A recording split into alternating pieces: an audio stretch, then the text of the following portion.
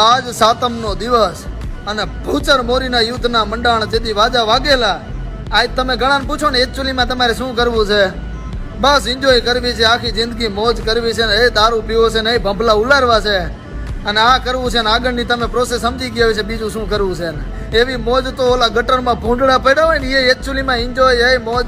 ના ના, જેથી ધર્મ માટે વાત આવે, જેથી દેશને બચાવવાની વાત આવે, ઈ જ ભૂચર મોરીના યુદ્ધના જેથી મંડાણ થયા, વાજા વાગેલા અને તલવારું ગાળા છંડી કરી મરદોએ એક પછી એક.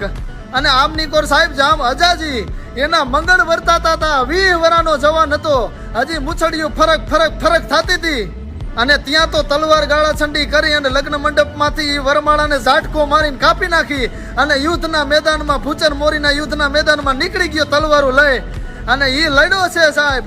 72 દિવસનું યુદ્ધ હાર્યું હતું અને ઈ જામ અજાજી જેથી યુદ્ધના મેદાનમાં નીકળ્યો છે. વાર કરજો ધણી કોઈ હોજો ધણી, પ્રજાના સુરનો થાય ભેટો, પછી કાળજા વેરતો હાથ જે સાંભળે કેમ બેહરીએ છતરી બેટો.